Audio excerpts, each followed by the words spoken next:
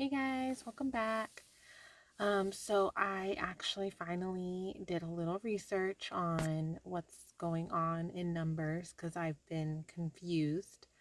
And I actually found this really cool YouTube channel called Bible Project. And it actually did like this animated summary of the book of Numbers, and it has all the books actually.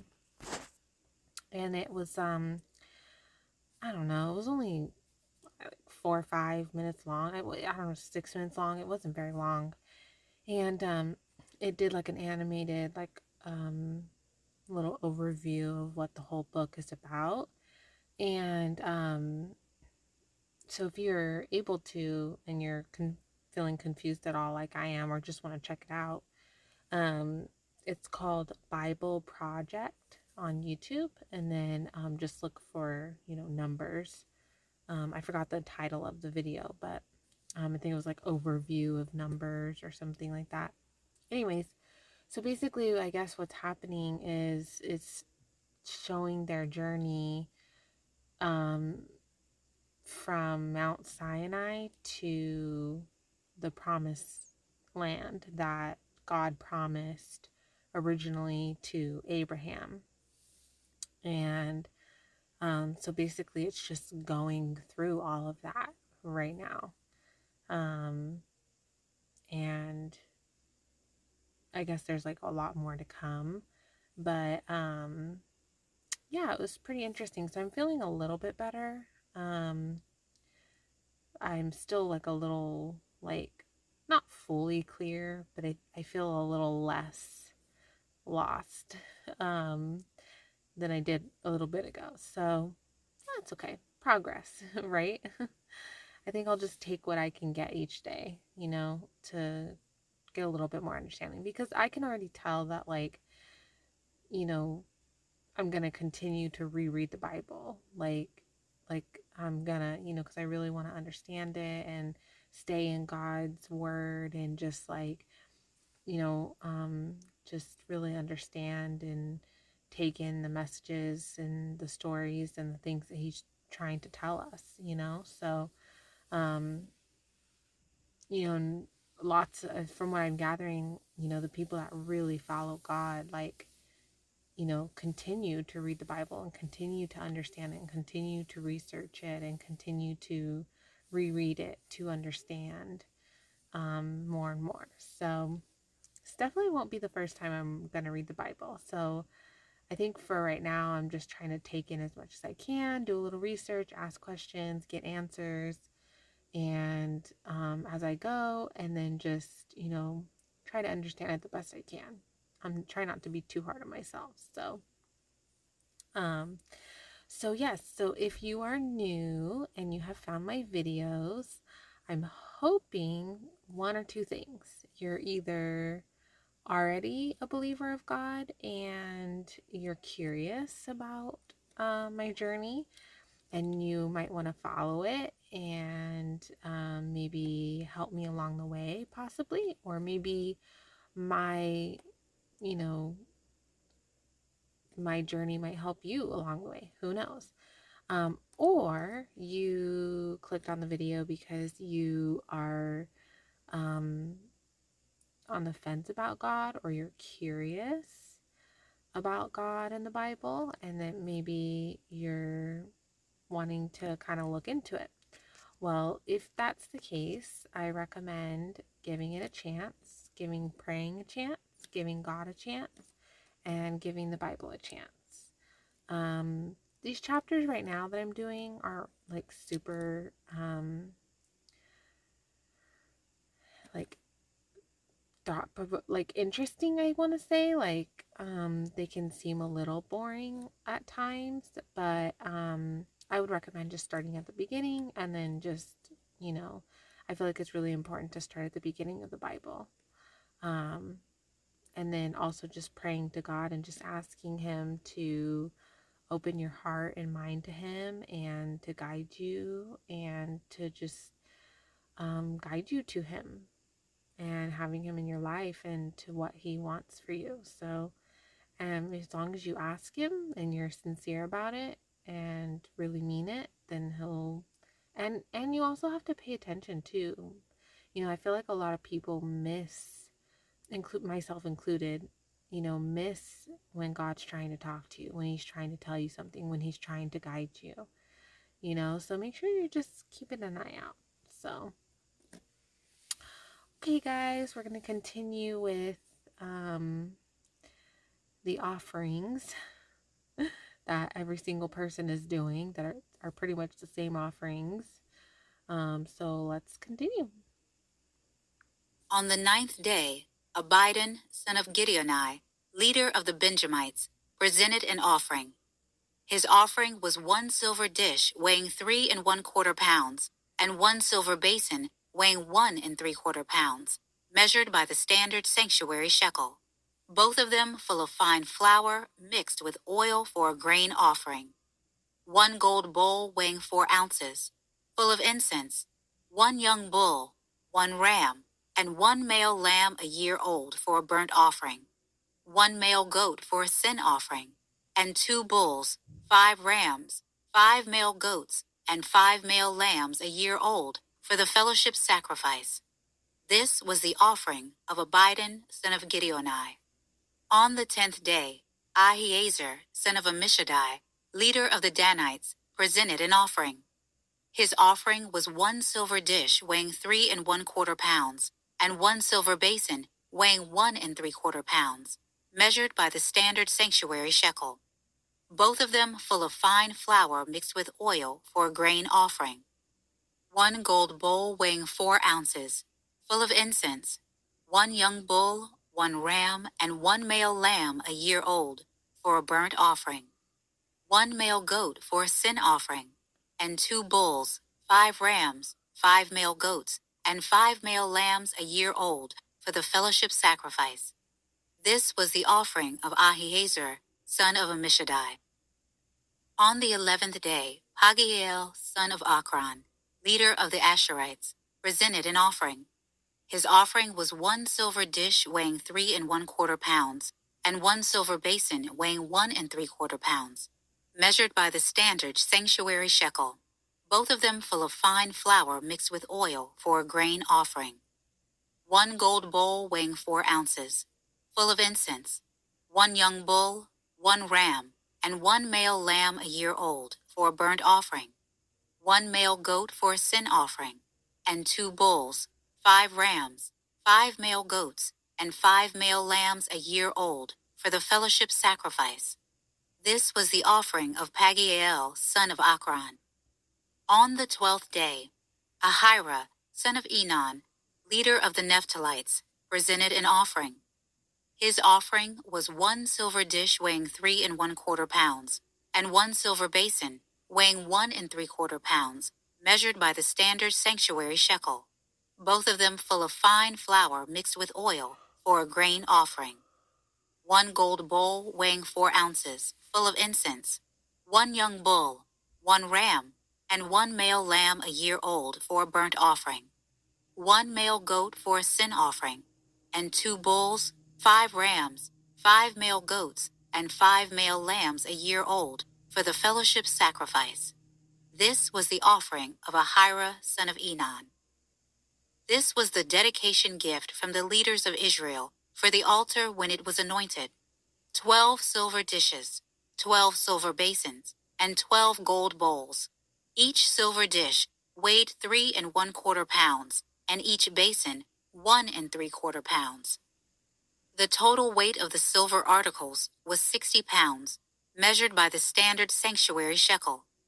The 12 gold bowls full of incense each weighed 4 ounces, measured by the standard sanctuary shekel. The total weight of the gold bowls was 3 pounds. All the livestock for the burnt offering totaled 12 bulls, 12 rams, and 12 male lambs a year old with their grain offerings, and 12 male goats for the sin offering.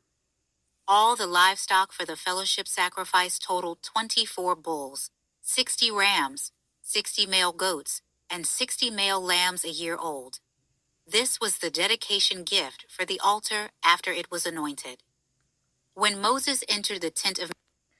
See, like, I don't understand, like, why did we have to go through every single person on 12 separate days and repeat the same thing over and over and over and over again instead of just summarizing it like it was just summarized?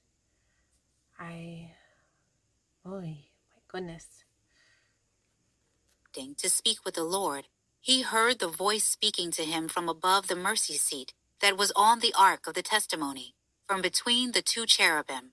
He spoke to him that way. The Lord spoke to Moses. Speak to Aaron and tell him, when you set up the lamps, the 7 lamps are to give light in front of the lampstand. So Aaron did this. He set up its lamps to give light in front of the lampstand, just as the Lord had commanded Moses. This is the way the lampstand was made. It was a hammered work of gold, hammered from its base to its flower petals. The lampstand was made according to the pattern the Lord had shown Moses. The Lord spoke to Moses, take the Levites from among the Israelites and ceremonially cleanse them. Do this to them for their purification. Sprinkle them with the purification water.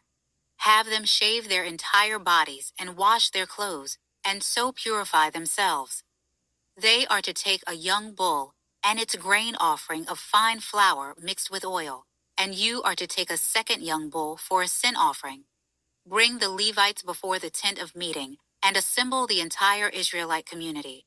Then present the Levites before the Lord, and have the Israelites lay their hands on them. Aaron is to present the Levites before the Lord as a presentation offering from the Israelites, so that they may perform the Lord's work. Next, the Levites are to lay their hands on the heads of the bulls, sacrifice one as a sin offering, and the other as a burnt offering to the Lord, to make atonement for the Levites. You are to have the Levites stand before Aaron and his sons, and you are to present them before the Lord as a presentation offering. In this way, you are to separate the Levites from the rest of the Israelites, so that the Levites will belong to me. After that, the Levites may come to serve at the tent of meeting, once you have ceremonially cleansed them and presented them as a presentation offering. For they have been exclusively assigned to me from the Israelites. I have taken them for myself in place of all who come first from the womb, every Israelite firstborn. For every firstborn among the Israelites is mine, both man and animal. I consecrated them to myself on the day I struck down every firstborn in the land of Egypt. But I have taken the Levites in place of every firstborn among the Israelites. From the Israelites, I have given the Levites exclusively to Aaron and his sons to perform the work for the Israelites at the tent of meeting, and to make atonement on their behalf, so that no plague will come against the Israelites when they approach the sanctuary. Moses, Aaron, and the entire Israelite community did this to the Levites. The Israelites did everything to them the Lord commanded Moses regarding the Levites. The Levites purified themselves and washed their clothes. Then Aaron presented them before the Lord as a presentation offering. Aaron also made atonement for them to cleanse them ceremonially. After that, the Levites came to do their work at the tent of meeting in the presence of Aaron and his sons. So they did to them as the Lord had commanded Moses concerning the Levites. The Lord spoke to Moses. In regard to the Levites, from 25 years old or more, a man enters the service in the work at the tent of meeting. But at 50 years old, he is to retire from his service in the work and no longer serve. He may assist his brothers to fulfill responsibilities at the tent of meeting, but he must not do the work. This is how you are to deal with the Levites regarding their duties. In the first month of the second year after their departure from the land of Egypt, the Lord told Moses in the wilderness of Sinai, the Israelites are to observe the Passover at its appointed time. You must observe it at its appointed time on the 14th day of this month at twilight. You are to observe it according to all its statutes and ordinances. So Moses. Okay, guys. I know this is going to sound really stupid, and you're going to be like, Sarah, have you not been paying attention? Guys, I'm trying, okay? That's a lot of information coming in the Bible so far. Like, a lot's happening, a lot of names are being thrown at me, a lot of places, and I'm just trying to keep up with it all. So,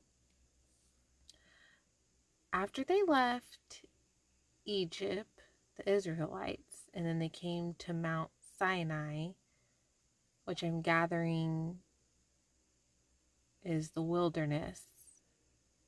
I know, guys. I already know sounds retarded. I'm like, I know I've been trying to pay attention the best I can. So for 2 years, they've been living in the wilderness at Mount Sinai. Like, is that what I'm gathering? And then, like, are they like living in like tents or?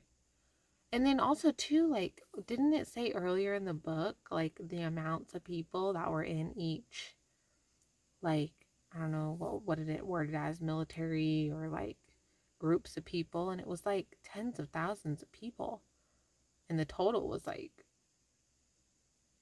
I want to say over 100,000 if I remember correctly. And like, so all these people are just living in the wilderness this whole time for 2 years. Like, what? Right? I mean, that's what I feel like I'm. And how did I miss this? Like, I don't know what I was thinking. Like, this whole time I was thinking Mount Sinai was like a mountain just like off to the side from whatever town they were living in. And I thought that like Moses was just like walking to the mountain whenever he had to, whenever it mentioned it. And then going back to whatever, you know, town or city they were living in that they went to. I don't know. I must have like really just missed that. Like I said, I'm really trying, guys. It's just a lot of information, a lot's happening, a lot of places, lots going on, and I'm trying. I'm trying. Okay, so we're in the wilderness, out Mount Sinai, in the second year after they left Egypt. And we're here. So I'm gonna press play. Told the Israelites to observe the Passover, and they observed it in the first month on the 14th day at twilight in the wilderness of Sinai. The Israelites did everything as the Lord had commanded Moses. But there was some men who were unclean because of a human corpse, so they could not observe the Passover on that day. These men came before Moses and Aaron the same day and said to him, "We are unclean because of a human corpse. Why should we be excluded from presenting the Lord's offering at its appointed time with the other Israelites?" Moses replied to them, "Wait here until I hear what the Lord commands for you." Then the Lord spoke to Moses, "Tell the Israelites, when any one of you or your descendants is unclean because of a corpse or is on a distant journey, he may still observe the Passover to the Lord. Such people are to observe it in the second month, on the 14th day at twilight. They are to eat the animal with unleavened bread and bitter herbs. They may not leave any of it until morning or break any of its bones. They must observe the Passover according to all its statutes. But the man who is ceremonially clean, is not on a journey, and yet fails to observe the Passover, is to be cut off from his people, because he did not present the Lord's offering at its appointed time. That man will bear the consequences of his sin. If an alien resides with you and wants to observe the Passover to the Lord, he is to do it according to the Passover statute and its ordinances. You are to apply the same statute to both the resident alien and the native of the land. On the day the tabernacle was set up, the cloud covered the tabernacle, the tent of the testimony, and it appeared like fire above the tabernacle from evening until morning. It remained that way continuously. The cloud would cover it, appearing like fire at night. Whenever the cloud was lifted up above the tent, the Israelites would set out at the place where the cloud stopped. There the Israelites camped. At the Lord's command, the Israelites set out, and at the Lord's command, they camped. As long as the cloud stayed over the tabernacle, they camped. Even when the cloud stayed over the tabernacle many days, the Israelites carried out the Lord's requirement and did not set out. Sometimes the cloud remained over the tabernacle for only a few days. They would camp at the Lord's command and set out at the Lord's command. Sometimes the cloud remained only from evening until morning. When the cloud lifted in the morning, they set out. Or, if it remained a day and a night, they moved out when the cloud lifted. Whether it was 2 days, a month, or longer, the Israelites camped and did not set out as long as the cloud stayed over the tabernacle. But when it was lifted, they set out. They camped at the Lord's command, and they set out at the Lord's command. They carried out the Lord's requirement according to his command through Moses. The Lord spoke to Moses, "Make 2 trumpets of hammered silver to summon the community and have the camps set out. When both are sounded in long blasts, the entire community is to gather before you at the entrance to the tent of meeting. However, if one is sounded, only the leaders, the heads of Israel's clans, are to gather before you. When you sound short blasts, the camps pitched on the east are to set out. When you sound short blasts a second time, the camps pitched on the south are to set out. Short blasts are to be sounded for them to set out. When calling the assembly together, you are to sound long blasts, not short ones. The sons of Aaron, the priests, are to sound the trumpets. Your use of these is a permanent statute throughout your generations. When you enter into battle in your land against an adversary who is attacking you, sound short blasts on the trumpets, and you will be remembered before the Lord your God and be saved from your enemies. You are to sound the trumpets over your burnt offerings and your fellowship sacrifices, and on your joyous occasions, your appointed festivals, and the beginning of each of your months. They will serve as a reminder for you before your God. I am the Lord your God." Okay, that was today's chapters. Oh man, I feel like sometimes I'm like, how do I miss certain things that like all of a sudden I'm like, oh, okay, like that's clear now. Like, how did I miss this entire time? Like, I literally this entire time was picturing like Mount Sinai, like off to the like there was like a town they were all living in, and then off in the distance was Mount Sinai, and then Moses would just go there whenever he had to talk to God or whatever. Like I didn't really like, I don't know, like I don't know what, I don't know.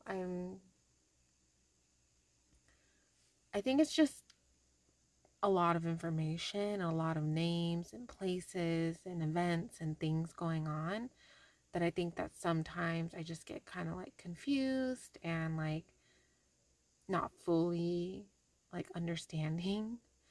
But I think that's why I'm going to try a little harder to like look stuff up more. Um and like the video I found today was really helpful. So um I just need to do a little more on my end and like look up stuff more to try and understand more what's going on.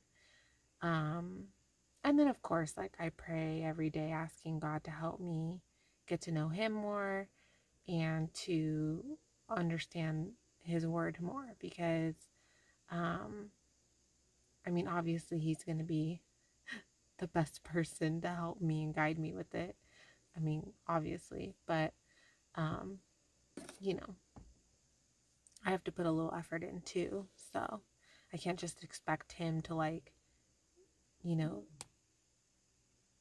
send me everything and then I don't have to do no work. You know what I mean? That's not, I mean, you don't do that for your kids. You don't just like give them all the answers. You kind of help them and guide them, but you gotta like let them do some of the work. You know what I mean?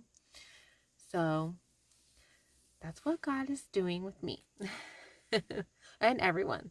So, I mean, I don't think it would be to our benefit for him to just spoon feed us everything. I mean, that's not good. So, anyways, well, I hope you guys join me tomorrow. We're on day 45. I can't believe it. I feel like it's gone fast, but then also slow at the same time. So it's pretty crazy. But it's exciting. I'm definitely like super curious to see what the rest of the Bible is going to be like because I mean, we're only on day 45 of 365 because what I'm doing is the way that Dwell has it. You can even see it here. It says explore the Bible straight through from Genesis to Revelation in 365 days. So it actually breaks it up into the, certain chapters and verses every single day so that you can read the whole Bible in 365 days. So we're only on day 45. So that to me is wild. So I'm just like, oh my God, there's so much more to come. And I'm just really, really curious. And every day I'm more and more just like curious and wanting to know what's going on and keep going. And like, yeah, it's pretty great. I'm really happy I'm going down this journey, even though some days it's super frustrating. So I hope you guys keep up with me and I hope you guys continue to join me in reading the Bible because I don't know, it's nice knowing that there's people reading with me, so and following. So um like following along with uh each day with me. So sorry. I had a brain fart there. All right, guys, I'm gonna go to bed because I'm getting delusional because it's late. So I'll see you guys tomorrow. Good night.